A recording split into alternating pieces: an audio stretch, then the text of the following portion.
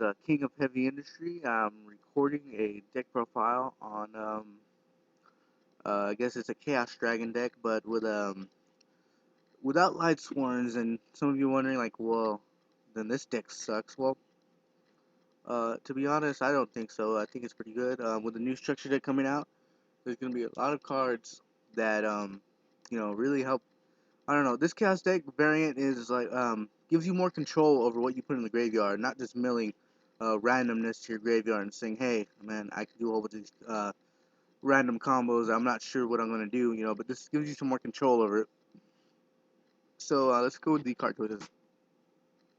But keep in mind, this is a new deck idea that I just had, and actually all the cards for it are not even out on the market yet. So gotta wait for that Blue Eye Structure deck. So run two Blue Eyes White Dragon and two Red Eyes Black Dragon. Now, some people recommend, like, well, Chaos deck, usually I run one or two, I only run one, and then I run more copies of, like, Light Pulsar and such, but, you'll see why in a second I did this. One Red Eyes Dark Metal Dragon, two Eclipse Weaver, one Chaos Sorcerer, uh, there is one Light Pulsar Dragon, one BLS, one Dark Flare, Dark Tinker, to get those Synchros in, one Dark Arm Dragon, two Blue-Eyed Maidens. These are one of the cards that are coming out in the Blue-Eye Structure deck. It's a 1-star tuner, and its effect is pretty good too. When this card is targeted for an attack, you can negate the attack, and if you do, change this card's battle position, and then you special summon one Blue Eyes White Dragon from your hand, deck, or graveyard. So, pretty much, you attack this card, and then your opponent gets to summon a Blue Eyes basically for nothing, and your attack's negated. So there's that. And also, when it's targeted by card effect, you can special summon again another Blue Eyes White Dragon from your hand, deck, or graveyard. So, but you can only use this effect. Use Blue Eyes White Maiden effect once per turn, and only once that turn. So, like, you have to choose one or the other each turn.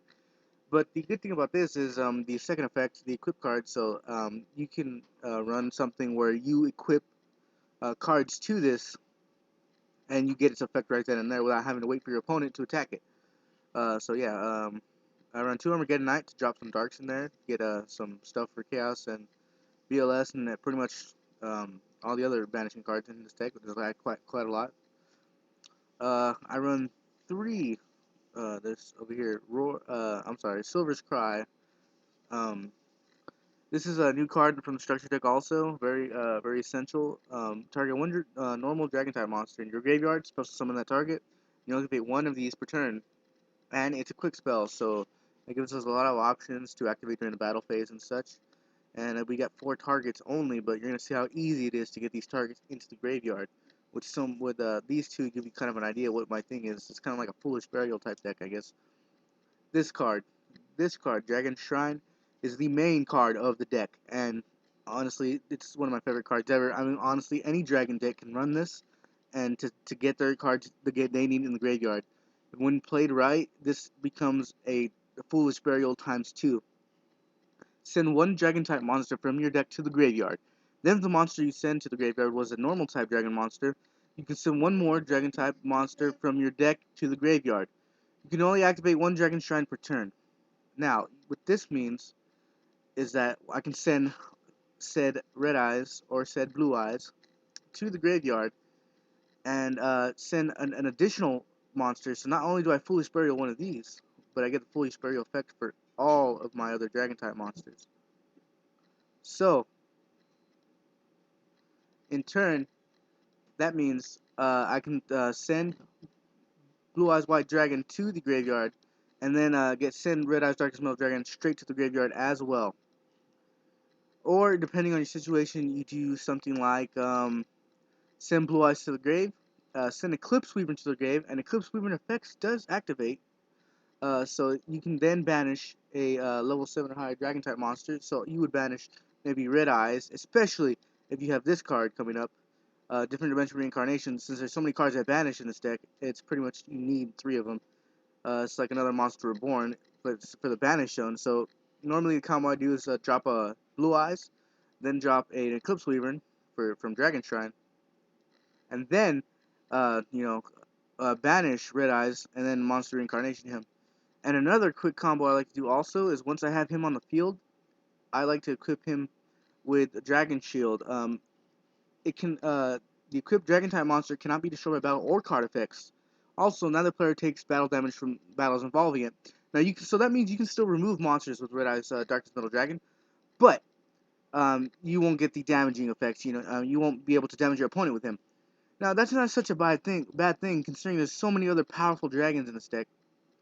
Light Pulsar, Red Eyes, Blue Eyes, Dark Flare, and also in Exceeds and Synchro. So it's not really such a bad thing because you just keep on using the effect without really having to worry about him.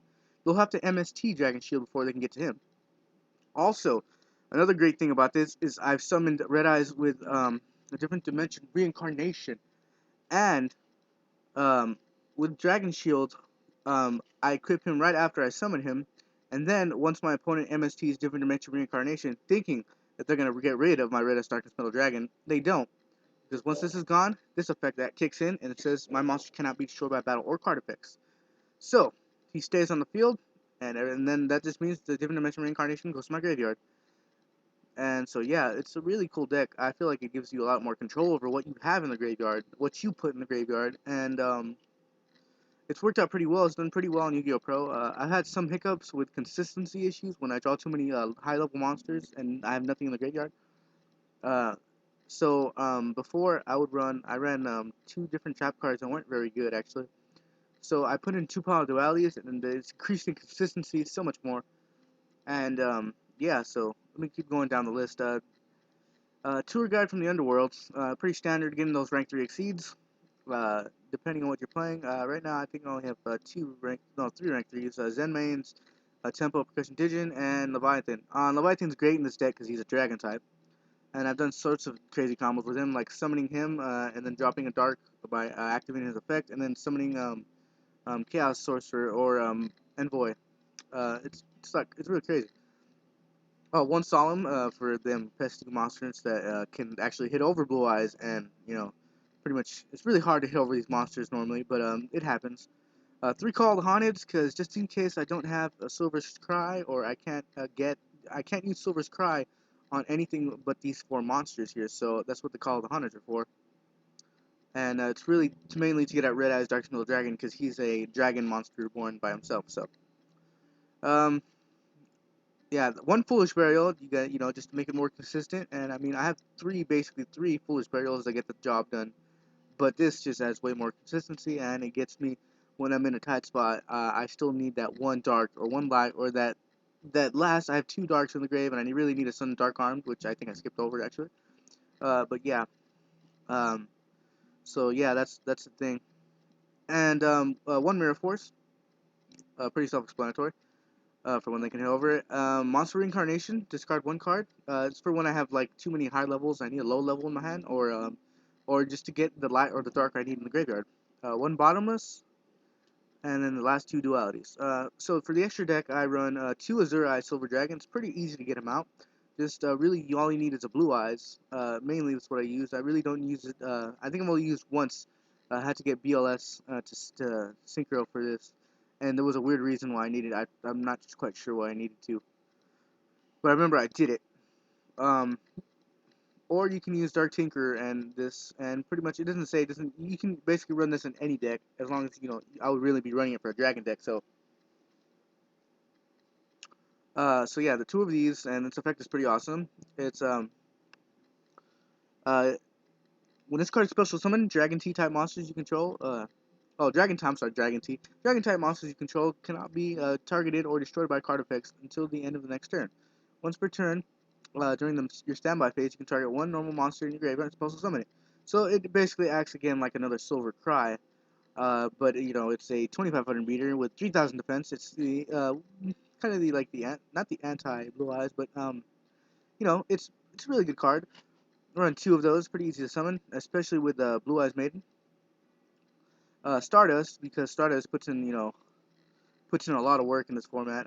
It's just pretty versatile, really easy to get out too. I can just I've done normally I do Azure Eyes Maiden with Red Eyes on the field and get him out, and with all the monster destruction going around, he's really good. Um, Black Rose Dragon, to wipe the field of those pesky since Heavy Storm's gone, he's really like your Dark Hole and Heavy Storm in one. I don't run a Dark Hole in here because I don't really see a need for it.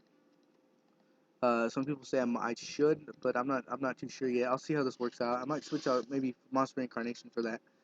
But yeah, Black Rose is just amazing. And plus, after I wipe out the field, if I can somehow get Red Eyes Darkest Middle Dragon, and normally I can, back to the field, I can then spec summon Black Rose to the field and get his 2400 attack put to use. Zen Mains and Tempo and Leviathan. Really, I can only get those out with a tour guide. So yeah, they're there just in case, depending on the situation. Two Utopias. Honestly, I don't really use them. I think I've only summoned them once. Summoned one of them once. I might switch those out. I'm not really sure about the extra deck yet so far. This is a new idea. And one Gemini Pearl to, if I'm really in a bind, I have two level 4s, I will exceed for this, and I'll try to hit over whatever I need to hit over. Photon Strike Bouncer, really, it's a one-off.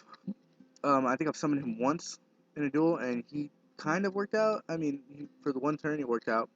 Other than that, it didn't really do that much. I negated one effect and gave him 1,000 damage, but he was at 4,000. So yeah, the only way to get him out was with Light Pulsar.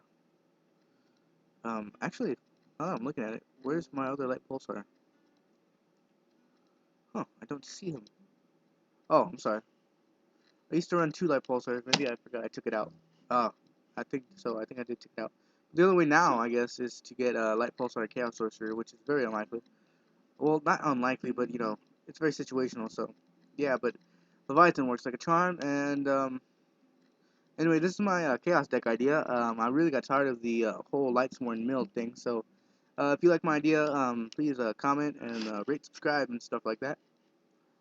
This is, King of Heavy Industry signing off.